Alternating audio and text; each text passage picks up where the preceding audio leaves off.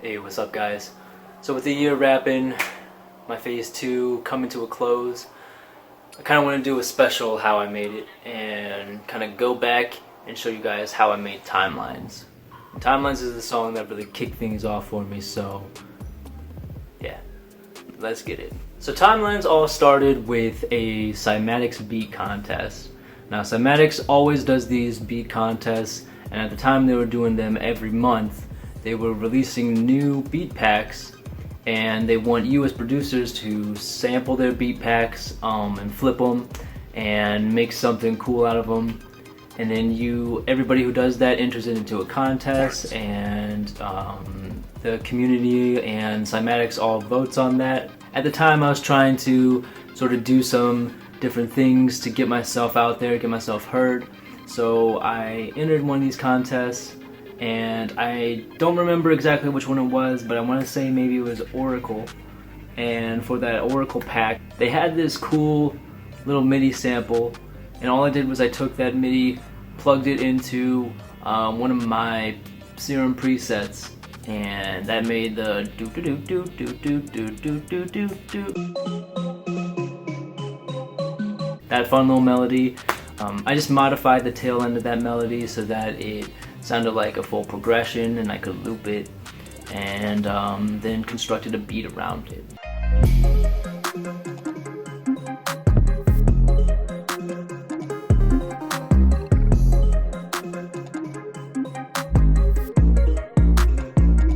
And the beat that I ended up making, I thought it was fire.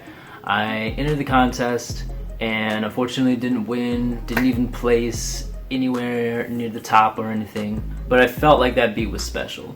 And I had gotten a lot of feedback from communities such as like Kenny Beats' Discord, some other communities, the Artist Collective, some other little places on Discord and Reddit and Facebook groups. People were telling me they really liked the beat. So I knew that it had potential, I knew that it could be something more. So I started writing for it. Now I've written a lot of songs before in the past for other singers. I myself though don't sing. And say farewell, farewell, let my people go. I don't like the sound of my voice. I absolutely can't stand it. But I have written a lot of material before. So I started writing for this beat. I put the beat out there, I released it on Spotify and stuff, and just kind of pushed it out there for people to hear. Maybe somebody would be interested in it. And I also sent it to some artists that I was really interested in working with at the time. But unfortunately, none of them were really willing to get on it. And at this time, I had a very, very small following. I mean, I got a pretty small following now already, but this is when I was like just starting. So I had 9 subscribers on YouTube, less than 100 followers on Instagram, like maybe like 12 to 15 followers on Facebook or whatever. Like I was a complete nobody. And so I think a lot of people just kind of looked at those numbers and were like, nah, I think I'm gonna pass on this one. Which I totally get, but I knew that those numbers weren't gonna grow just overnight. I couldn't just change that suddenly. So I even pitched it to some kid, some nobody kid, some like high schooler who didn't have any following at all, and he wasn't even interested in getting on it. Honestly, I was feeling pretty low. It sucked because like I knew that I had something, I knew I had a great beat, I knew that it had a lot of potential, but just I couldn't convince other people that it was going to be great. You know, I had nothing really to show them or to back that up. But I didn't stop believing in myself, and I didn't stop believing in the beat. I knew that I knew that I could make something great with it. So I knew that I was gonna probably have to hire somebody. So I decided to try my luck on Fiverr. And the thing with Fiverr is you don't always know what you're gonna get. You know, it's not, it has sort of a reputation for not being consistent. You just gotta be careful and know what to look for. So I spent a lot of time carefully looking on there till I found Lukas Vui. Now it was important for me that Lukas wasn't just doing it because I'm paying him, but I wanted him to also be interested in the song and for him to fuck with the beat. And so I made that very clear when I hit him up. And luckily he was really feeling the beat and really felt like he could come up with something cool for it. So I gave him my ideas. I gave him the ideas for the chorus and sort of just let him do his thing and flow with that. Even though I had written out something for it, I didn't want to be too controlling. I didn't want to limit his creativity. I wanted to see what he would come up with and see if it would be better than what I had done. So Lukas had been on Fiverr for a minute, looked like, and he's done a lot of orders on Fiverr, so he was like an expert. He was super easy and smooth to work with, and we went back and forth on our ideas and what we wanted with the song, and eventually our ideas just sort of met in the middle and we came up with something that we were both liking and felt like could be really cool. This was big for me because this was going to be my first vocal thing, and I knew that I wanted a rap section on it. So Dumjhitt Baby is somebody who I had kept my eye on for a while after spotting him on a Patrick CC stream. Now this was back in the day when Patrick CC was doing streams, these live music reaction streams basically every week. He was growing fast, and the streamers, the amount of people who tuned into his streams was definitely the biggest of its time. And so I seen Dumjhitt Baby on one of these streams, and I kept him in mind. I kept note of who he was and followed him, followed his socials and stuff, and felt like he would be the perfect guy for this song. The challenge for me would be getting him on it. But I was feeling anxious about it because of the previous rejections that I had had. I wasn't really sure if he was gonna rock with it enough, but I really wanted it to be something that he could be excited to be a part of, and something that I could convince him to join in on. Dumjhitt was also an artist who I felt like, you know, he wasn't completely out of my reach, so to speak. Like, he didn't have millions of followers or anything like that.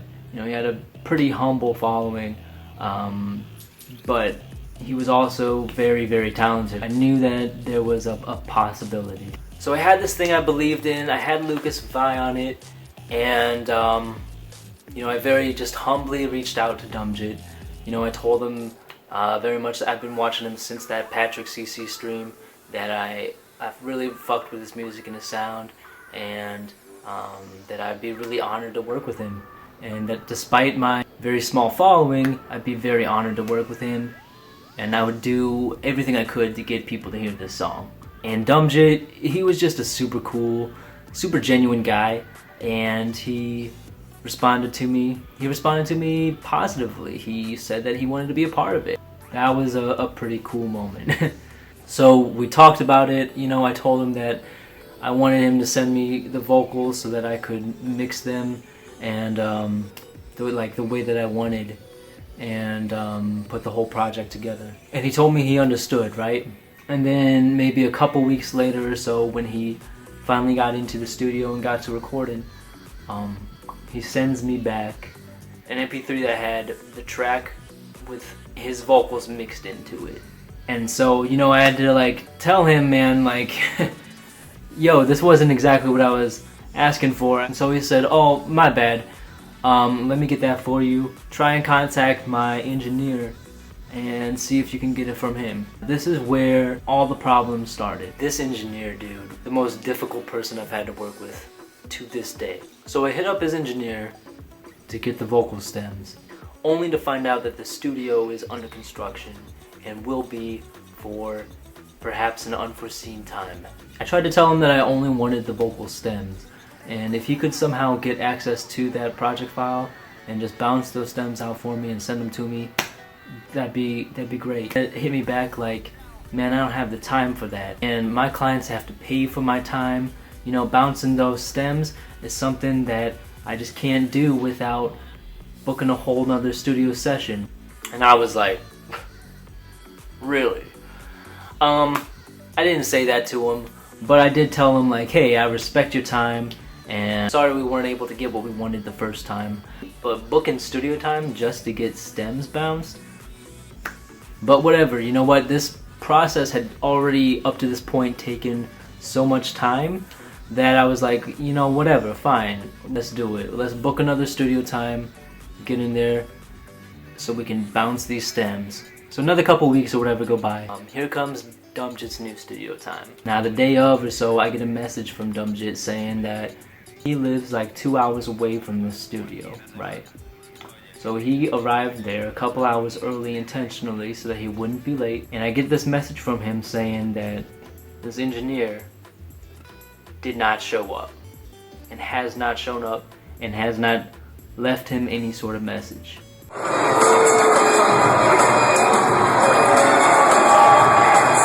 15 minutes go by, 30 minutes go by, an hour goes by. We don't hear from this engineer.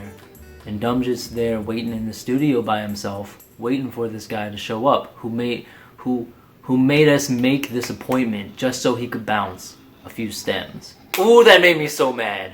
And I told Dumjhitt too, man, like the way that this guy is disrespecting our time to bounce a few stems, man. Ooh, I was so mad. I was so mad. So turned out like Dumjhitt ended up waiting there the whole night. He waited like 3 hours past the time that he had arrived there 2 hours early.